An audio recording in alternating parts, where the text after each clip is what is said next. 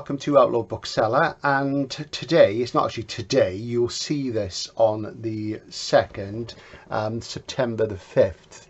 I'm filming it a few days before the weekend, and it's the 2nd anniversary of the channel on Tuesday, September the 5th. So I decided to go back and do a channel update video in the style of my earliest videos, which were filmed just using the camera which sort of came included with the piece, which was really bad. This is a better one, but you know, it's not the sort of full GoPro thing that you get when I do out and about stuff. But I just thought it was time for an update really, and to once more thank everybody who's helped. And I'm also reminded of a Hawkwind album which said, you know, everybody who hindered us as well, because that can be inspiring and can sort of push you on as much as sometimes it's not a great thing. So I've got a list of things to get through. I will be showing you some books as well, so we'll come to that. So yeah, so it's been 2 years.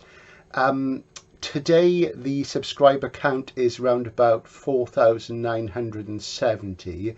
Whether we'll get to 5,000 by the day, which would be nice, but you know, serendipity being what it is, the world really sort of, you know, does these things. We'll see, but we'll get there soon. And thanks to everybody who subscribed, watched, liked, commented and what have you over the last 2 years. Some of you have been with me a very long time, so it's time for some acknowledgements. First of all, people I must mention, first of all, I must mention Jules Burt, who has his own channel. You would have seen Jules's channel. I'm sure he's a sort of ace collector, and he and I used to work together years ago, as you'll have heard me say.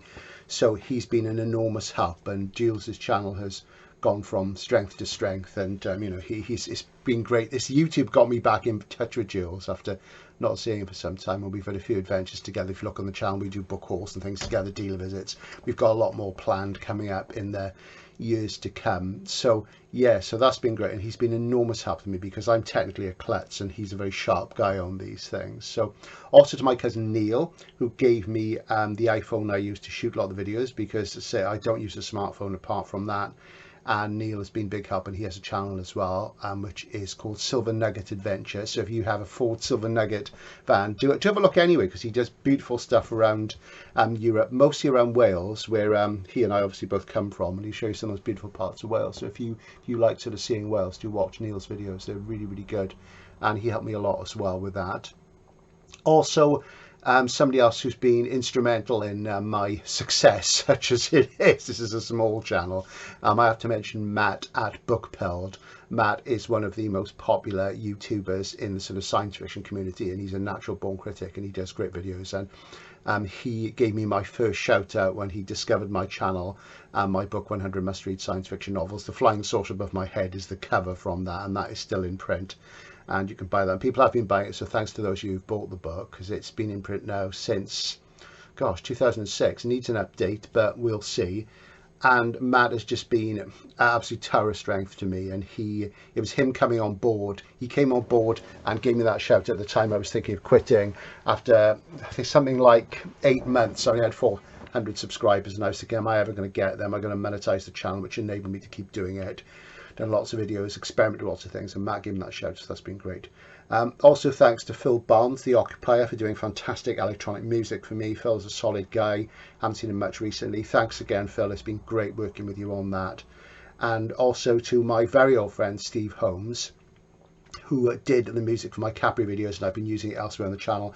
I've used it a lot on my out and about stuff. He does the acoustic guitar music, a lot of the guitar based stuff.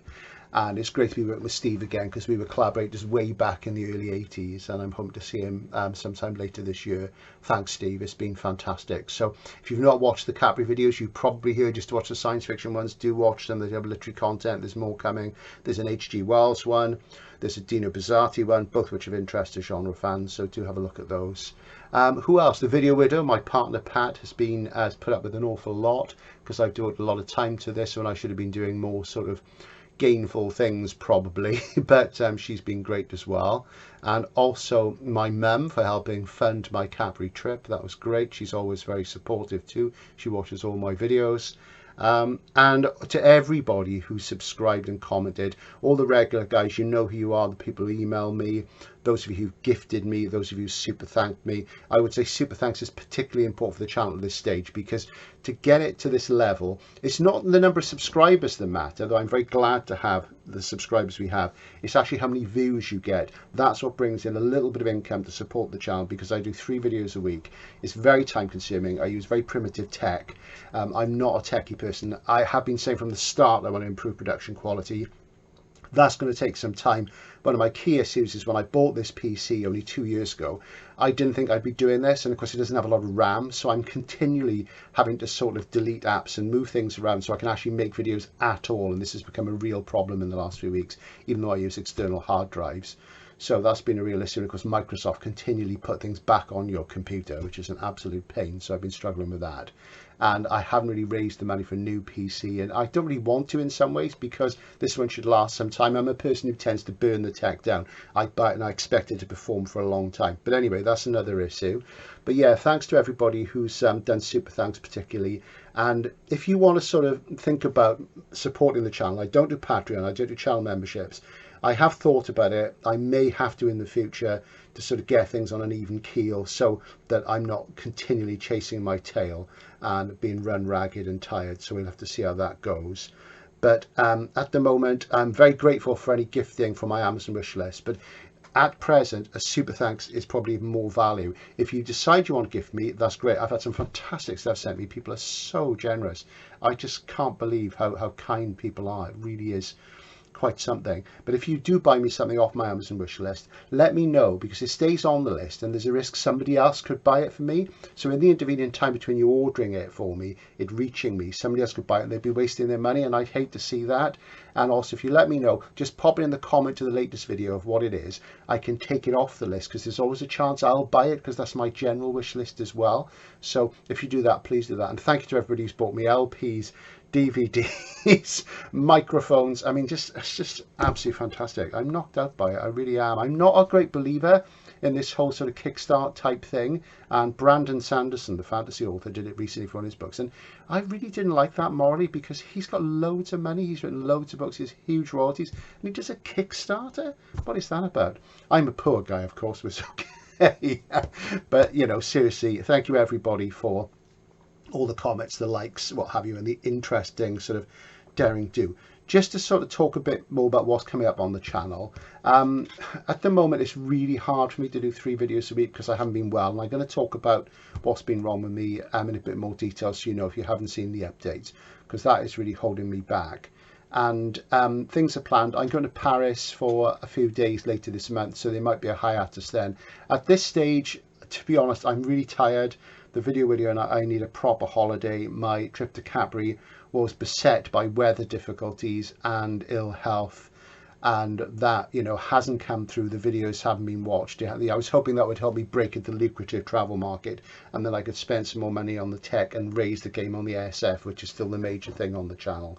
But that didn't happen, so I think we just need to have a holiday. I need to leave the camera at home and just chill out in those cafes. But, you know, we'll see. Maybe it'll depend on how I feel physically and mentally, because I haven't been well, as I say, and that's been going on for some time.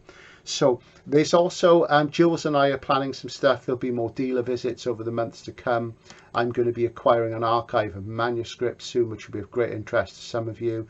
I'll be talking you through that. There'll be more clickbait type top 10 things. As you see, I'm working through different themes and ideas.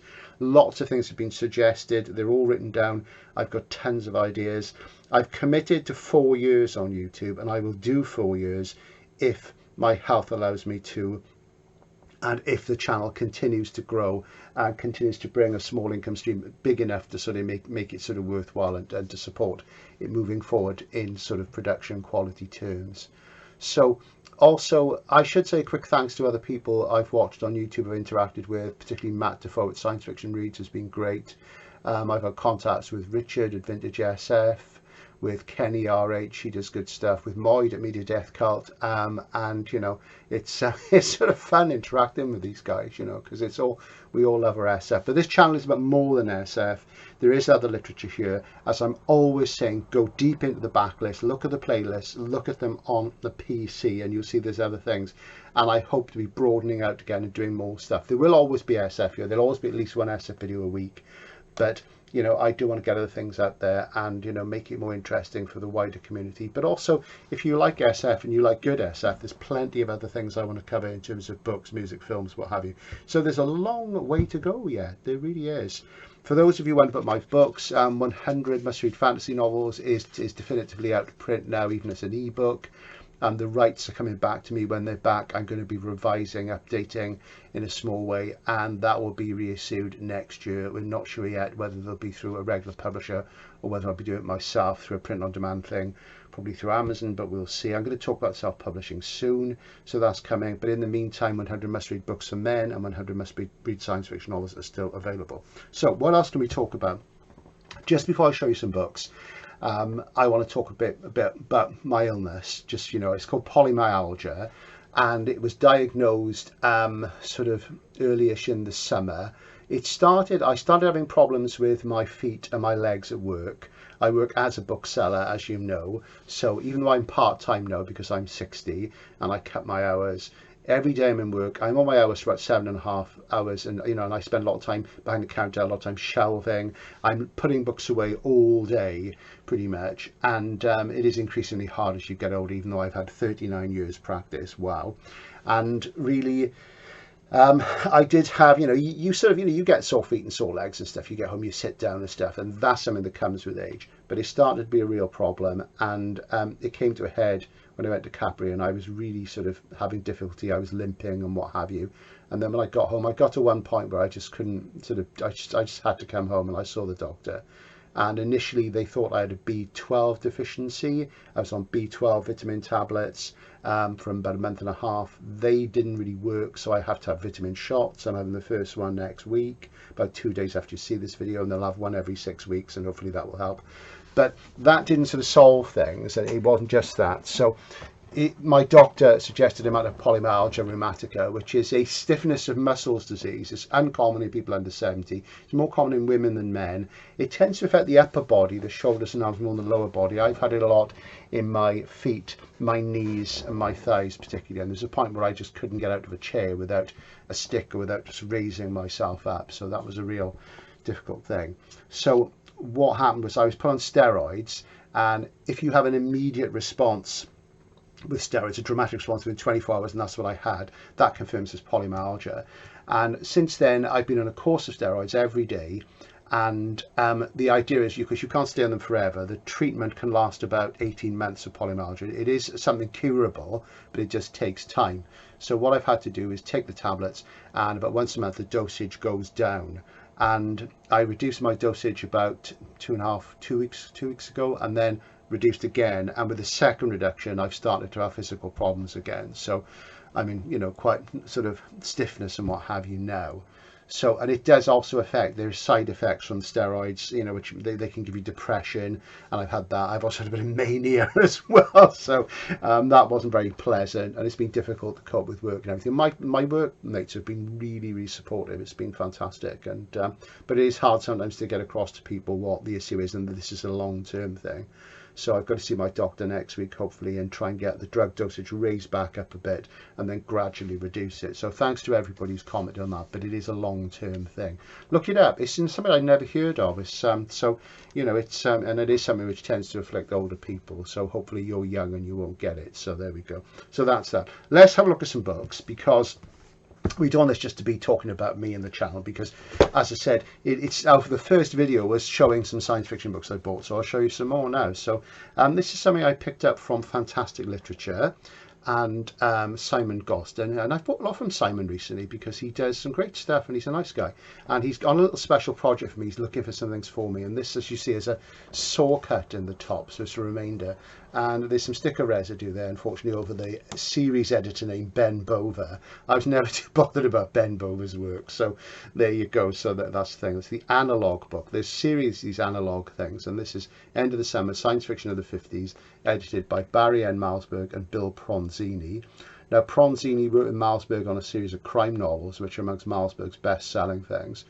There's one called The Running of Beasts, which I think was Barry's best-selling book. I tried to read it 3 times and never managed to get through it. So there you go. It's a funny one, really. So I think maybe Pronzini, for me, rather blunts what Malzberg was doing. So in this, Barry does a really great introduction. He talks about how the 50s was the moment when science fiction really stepped up. And he said, despite the fact that Galaxy and the magazine of fantasy and science fiction got going then, under Anthony Boucher and Horace Gold respectively, two of the great editors of literary SF. He also makes the point that that's when dystopia became a big thing in genre science fiction, and how before that, from the birth of the naming of the genre by Hugo Gernsback, 2526, and then John W. Campbell's dominance from 1939 onwards, it was very much about the celebration of science, and how the dystopia novel was something outside genre science fiction, generally speaking, with a few exceptions, and how really Gold and Boucher let that come in, and the social SF of the 50s, and the very polarised state of America in the Cold War, the McCarthy era, and of course communism was full blown in the USSR then. So it's very interesting, and you know, Barry makes this great argument that the 50s was the most sophisticated time. And last night I read a story in here by C.M. Cornbluth, which I hadn't read before, and I've read lots of Cornbluth, but I hadn't read that story. I've actually got the Nesfer complete collected stories, and I've not sort of gone all the way through it yet. And amazing story called Altar of Midnight, which is only about 5-6 pages long, and it reminded me of Samuel L. Delaney's I and Gomorrah. I could see a lineage there to that. And after each story, there's an afterword by Barry, so he's doing that Harlan Ellison type thing, and I really love that. And there's an end of book afterward by Pronzini as well. He talks about the comparison of the way that crime sort of publishing came to its peak in the late 30s with Black Mask magazine, and the SF field it was later. And he talks about comparing the two, and that's interesting as well. So there's some great stuff in here, some stuff I've read, some stuff I haven't read. Malsberg points out that a lot of this is stuff which actually comes from Astounding, even though, you know, it was the period when Galaxy and the magazine of fantasy and science fiction came through. And there's really good stuff in here, like Disappearing Act by Alfred Bester, which I absolutely love, which is great. I've read many times. Richard Wilson, Damon Knight, Isaac Asimov, James Gunn, who's somebody I've never paid enough attention to, and I'm going to do that. So that's great. So a bit of a saw cut, but, and there you go. Very nice. What else have we got? A reissue. This is The Wanting Seed by Anthony Burgess in Penguin Essentials, and this is an A format paperback, as you see. If you don't know what an A format paperback is and you're new to the channel, go back a couple of weeks, you'll see that I've shot a formats video. I might try and make that the main one that people return to. This has been out of print. This was reissued in March, and I didn't know about it. We've had a lot of sort of lot going on at work this year. We're moving everything around, and it's been very busy. And it's been very stimulating, but very, very busy. And this is something which I used to have an Arrow paperback of, and I read it back in the early 80s when I had my massive Burgess thing, when I read about 30 of his books in about 2 years, and probably less than that actually. And this is one of his SF novels, his 5 SF novels, and really, really good. Let's say, I'm saying 5, so what have we got? We got Clockwork Orange, Wanting Seed, 1985, Puma, aka The End of the World News, and technically you could see the Enderby books are, because they have a frame narrative which is set in the future, so that's an interesting one. So it's at least 4. This is a dystopian novel, and is set in an overpopulated Britain where, you know, people are trying to keep the government's trying to keep the population down, and cannibalism is encouraged, and, you know, not having many children is encouraged. There's all sorts of weird stuff in here, and I haven't read it for years. I've been trying to pick up a decent copy of the Arrow, but this has gone into Penguin Essentials. Penguin Essentials, really nice little lay format series, all sorts of things. And I was thinking maybe I'll collect those. And I looked through the list, and most of the ones I'd want to read are books I've got, but I may pick up 1 or 2 because they are really nice. It's lovely to see that in A format. And I came across this on social media field. Daniel, hi Dan, who's out there in, I can never remember, does Dan live in Costa Rica? But he and I are always interacting online. We've got very similar tastes, and he's a lovely guy. He's one of many people on the channel I've really bonded with. So that's there. So that's out there in the bookshops and online now. So do get that, because it's an interesting comparison to Clockwork Orange. Clockwork is his best SF novel, I would say. This is probably his second best one, so do go for that. Right, also going back to fantastic literature again, I picked up this, an absolutely beautiful A format copy of Norman Spinrad's Greenhouse Summer, and this is Tor. And this is interesting because it's quite a little book. If you do that, see, it's small, really small. Really, really small. And even though it's an A format, technically, pick up the right book, Steve. And this, as you would imagine, is a climate change novel. I didn't buy this when it came out. I think there was a UK edition. I don't know why I fell off. When I fell off SF in about 93, I fell off it big time, and I sort of stopped buying everybody pretty much apart from Priest, Harrison and Gibson and Ballard, you know, and then I got back on about 10 years later. So I was reading it and I was reading about it, but I grew very disenchanted with what was happening in that period. So yes, and I do love Norman's work. So you'll have noticed recently I'm rebuilding my spin rad library with more recent things and getting into them. So that's great. I was pleased to get that. What else have I got? Also from Fantastic Literature, Best of Keith Laumer. And I've read some Laumer, not enough really.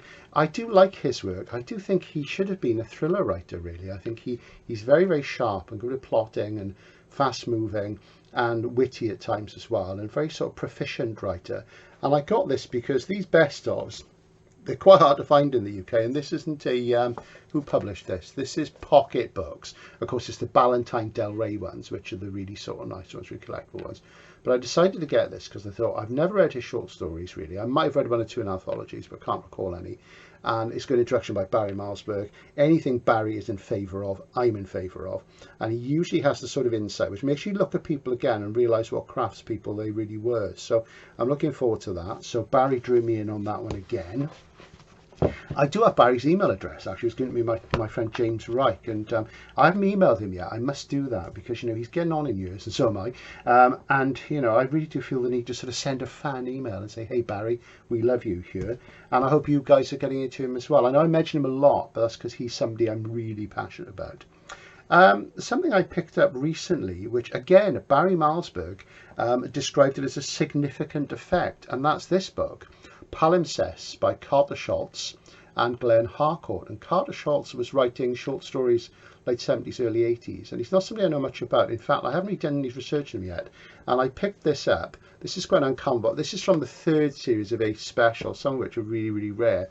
And this is when Terry Carr came back to Ace Specials. If you've not watched the previous video, that's about the 1970s, 75 to 77, the second run of Ace Specials. And to have a look at the first run, I would say go to Richard at Vintage SF. Richard's on a real big project with that, and he's reading them, collecting them, and doing some nice stuff about them. So do check that out. And yeah, and basically, you know, Barry, if Milesburg says there's something in the 80s is a significant event, you know, I am all over there. So that goes on the enormous TBR. And I know yours has grown enormous as well, because you've been listening to me rabbiting on about all this stuff. So then an old favourite, I say an old favourite, I came across on the sort of vintage pulp and paperback forum, which is run by Morris Zardos. All You Need Is Books, one of my favourite dealers. Hey Morris. And I hope to be visiting Morris with Jules at the end of this month, because I have seen him about a month and a half ago, but I've not visited the warehouse for ages. And we're going to go to his new office where he has loads of unlisted books apparently. Hey. And on that, somebody posted a picture of a magazine called Ghoul, which only had one issue, came out in 1976. I think it was something to do with New English Library, NEL. There's the, where is it? I get so confused with this sort of mirroring thing. It's over there. Well, that's their sigil, their colophon there. And basically, it was a large form magazine, and had this Bruce Pennington thing. Dracula Returns, Robert Laurie. Robert Laurie had one book in Door, Identity 7, which I've got.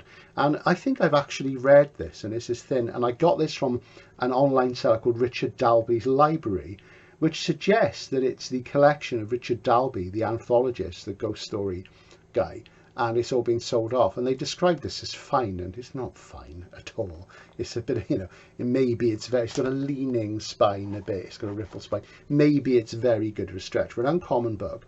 And I remember having that magazine, and they had a pull out of this cover, very striking picture.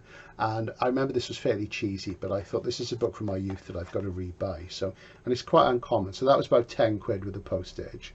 And there were several sequels, and they were published in the States. They didn't have this lovely lurid Bruce Pennington jacket design, so fantastic stuff. So that's that. Something else I picked up recently, which I used to sell all the time in the 80s. I didn't actually sell it all the time. It was to stock it. It was actually quite a hard book to sell.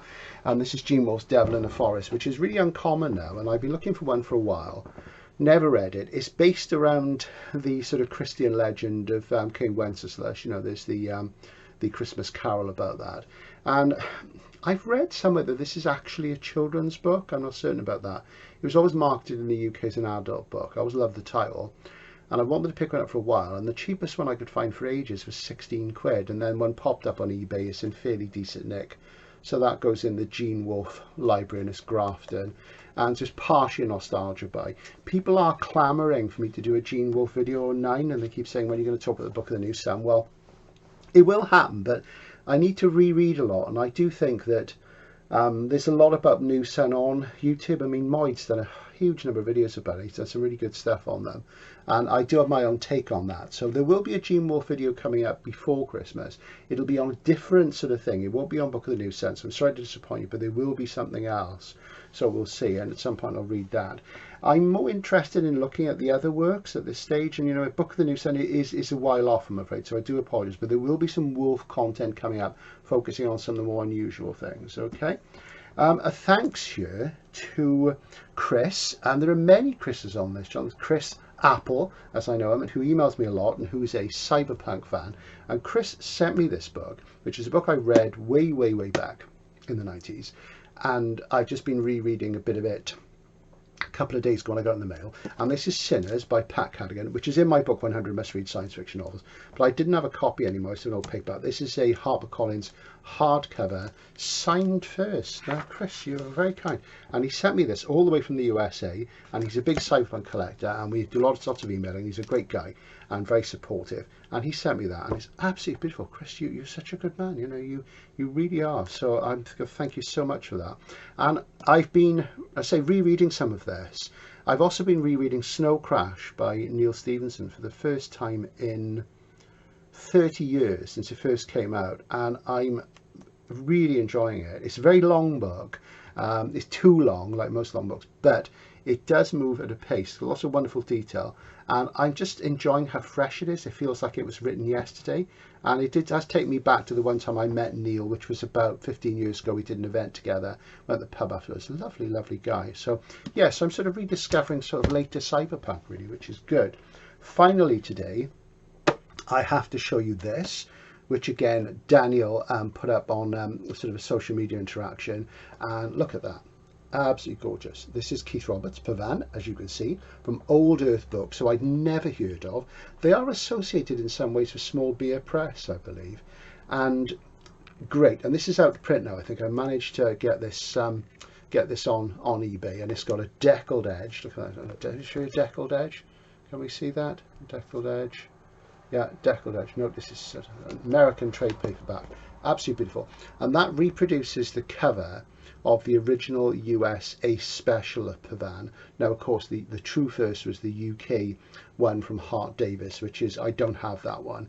And this, and it's not a complete text because the white boat was added into later editions as an extra measure. And of course, they appeared in Impulse magazine, and then they were revised slightly. But yeah, I got this because it's absolutely beautiful and it's out of print. Lovely. I don't normally like trade paperbacks, but it's got wraps. They're not French flaps. I don't care what he says. It's a paperback in wraps, and you'll notice that it's got the illustrations. There's the illustration of Corfe Gate, and if you watch the Keith Roberts video, you'll see me go to these locations. There's Jesse Strange's Road Train, which looks like a traction engine, and a lovely edition. If you've never read Pavan, you must, and watch the Keith Roberts video. I go to the locations where Pavan is set, and also to where parts of the Chalk Giants is set as well. So there we are, and there will be more Keith Roberts coming up on the channel. I think that's it for now. Thanks everybody again for watching. Hope you do keep watching.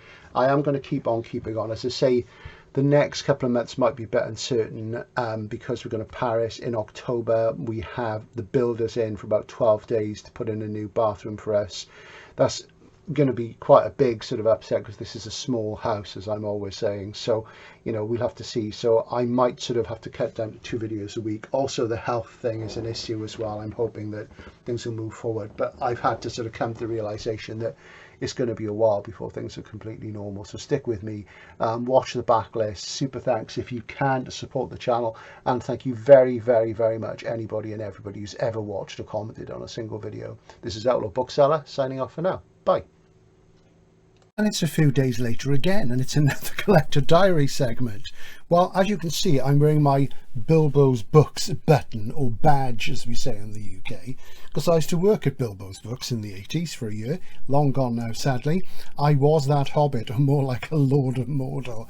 But of course this is rather like a US campaign button, isn't it? You know, it's what I've seen in old feature films, you know, the sort of thing Robert Altman would do and, you know, bore me to death with. But let's move on to the SF. I think that'll probably get us more. Well, what have we got? Well, I received in the post last night, and where are we? It's the sort of third part of the month, the sort of final part of the trilogy of 10 days at a time of August, and I received this from Paul Scott, and thank you very much, Paul. Terry Nation Survivors, the novel, and also the complete DVD box set. What a fine man he is. I'm really in the mood for some vintage skiffy telly, so he's really hit the spot. I was going to say, if anybody does buy me gifts, and thank you very much, because if a couple of you have this month, would you do me a favour and pop a message to me either via the email. You can find the email on the channel if you go to the about bit, click on about and go down. You've got to do like a robot capture, it only takes a sec, and you can email me or make a comment on the latest video, because then what I can do is I can take off the wish list, because what happens is things stay on the wish list. I've probably already said this, and there's somebody else is in danger of buying them and, you know, and sort of like wasting their money, and I don't want that to happen. So there you go. And then I know it's on the way then as well. It stops me from buying it if I have a sudden urge, because you know what sudden urges are like with books. So yeah, so thanks a lot, Paul. That's really kind. Thank you very much. And Paul has gifted me for what a fine man he is. So there you go. That's absolutely great. You get a tiny little thing in here, and he says, ideally love Survivor, Stephen, so stay strong and survive. I am. I'm still on the drugs, the polymyalgia, but less of them, and I'm a lot better, which is good. So I'm getting there. Might be a while yet. Got to start some injections soon, in a few days time, but it'll happen. Anyway, aside from that, back onto the books. What am I reading at the moment? Well, at the moment I'm reading this, Astounding, by Alec Nivala Lee, which I've been meaning to get for years and I kept forgetting about, and it's absolutely fantastic, and it's very beautiful, as you can see.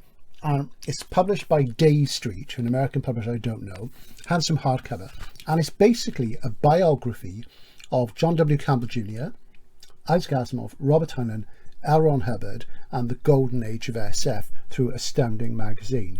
So you get little biographies of all these guys, they weave together and you get the story of Astounding, and it's absolutely brilliant. It's particularly good. It tells you all about the people around it, their wives and things, which is really important, and the influence they have. And I'm sort of that much through. It's just about 1950 and it's sort of mired in the Dianetics, early days of Scientology thing, and oh, L. Ron Hubbard.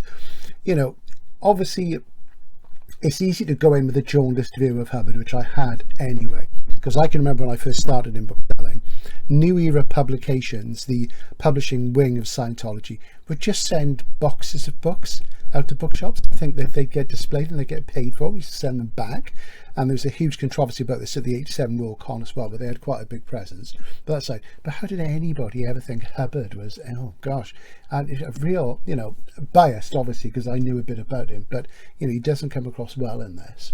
But it's really interesting on Campbell, who I must say I agree with Bester. I think he was a bit of a crank, to be honest. Asimov comes across quite well.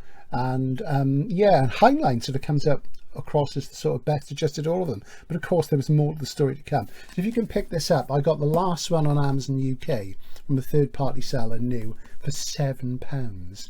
Their packaging sucked, but the book is fantastic, and I'll do a full review at some point. It's excellent, so try and pick up if you can. It's the sort of thing I love.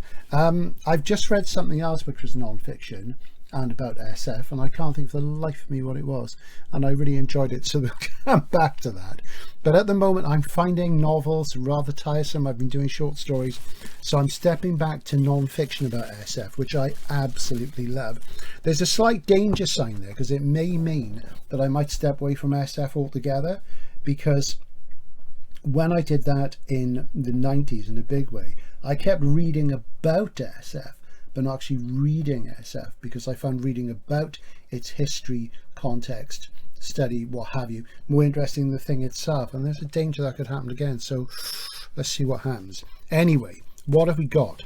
I've been upgrading my Norman Spinrad collection recently, and this is one I didn't have. This is published by Cosmos Wildside, who do lots of great stuff. Keith Roberts, John Sladek, really, really good. They usually print on demand. I'm not mad about the format. This is Osama the Gun, a novel of the New Caliphate by Norman Spinrad, which has got turned down by tons of publishers in the USA. And I think this is around about, what year is this? About 2008, I think. So I'm trying to catch up because I've neglected Norman, 2016. So I've neglected Norman for years, and I do like his polemical thrust and his warm heart and his fierceness. So yes, I've got that. So catch up with that at some time. Then a couple of sort of hardcovers that I got on eBay. Very pleased with this. This is from a publisher who, I don't really collect publishers, but I'm quite keen on their books, and I wouldn't buy everything they did within the genre, but I've bought most of it where I can find a good nick. And this is Keeper of the Secrets by Philip Jose Farmer in the lovely 80s 7-house edition. This is a very, very minor book, it has to be said. AKA The Mad Goblin. It's the third of the 9 trilogy and begins with a magnificent A Feast Unknown, in which Tarzan and Doc Savage are brothers. Their father's Jack the Ripper, and they go up against each other mano a mano, with strange sort of sexual asides, and you know, and they're sort of fighting against a secret society of immortals called the Nine. This is the third, and the second one's called Lord of the Trees, and I've had a hardcover of that for decades and decades. It's a very rare book with lots of money. This is more common, but it's quite minor, but it's always niggled at me that I didn't have it. I got that for £8, and the guy who sold it described it as very good. It's got a price clip on there. I don't care about that. I had to remove a price sticker, and he says it's been repaired, but it's absolutely gorgeous, and I love that because most of these went to libraries, you see. I've got lots of Philip K. Dick ones. The John Wyndham ones are really scarce, but yeah, beautiful. £8, you cannot go wrong. So apparently my smart scan results just in. Right, in PCs, they've got to be improved all the time, haven't they? Also, a new Gollancz Yellow Jacket. Well, not a new one, an old one. This was online for a while. I made a few sort of offers for it, got knocked back a few times. In the end, I decided the asking price was realistic. It's in really, really great nick. It's an uncommon book. It's not a first. This is Rocannon's World, as you can see, by Ursula Le Guin, the first of the Hainish books. And I think this is her first novel, from what I recall. It's very good. It's like a breath of fresh air when you've walked up a mountain. It's cold and astringent, but it really sort of brings you around. And of course, it's like driving to the top of the mountain. You walk up this mountain. Luckily, it's quite brief. And of course, when you walk up a mountain, as compared to driving up it or taking a train or whatever way you get to the top of the mountain, the view is the same, but the vision is different. So there you go. So I'm looking forward to reading that again at some point. And it's great fun. There are 2 quasi-sequels.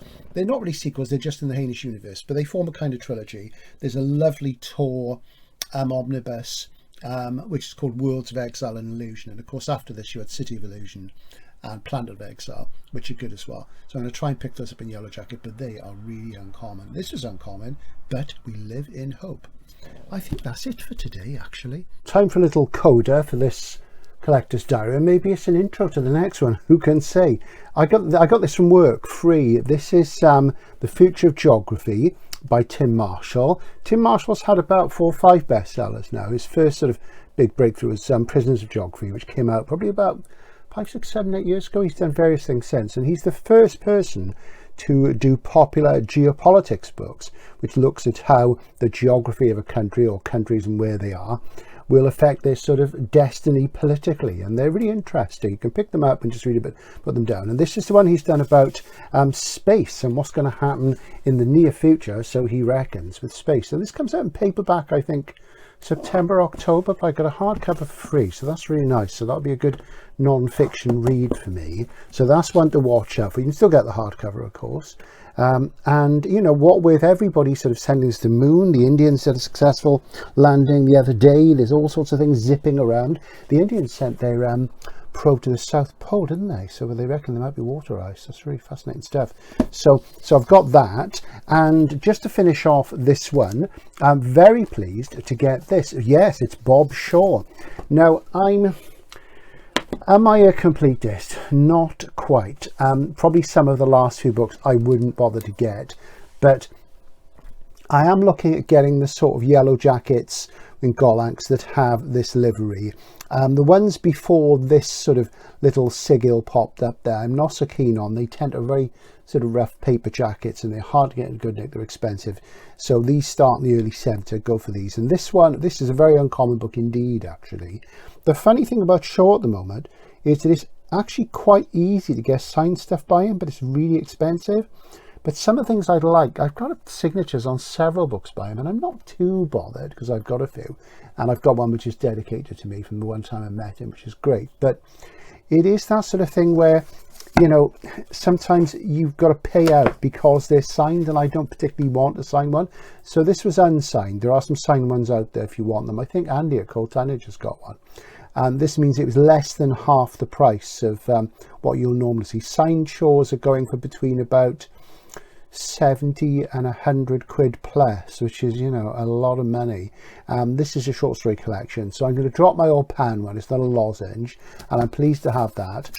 And I don't think I've actually read this collection, even though I've been reading shorts since I was about like 14, 15. I've never read many shorts by him, and there's one in here which references Van Vogt that I'm particularly interested in. So I'm going to do a bit of a Van Vogt special at some point in the next few months. I need to reread some things because I am pretty keen on Van Vogt. I'm having a bit of a golden age moment currently, so really pleased to get that.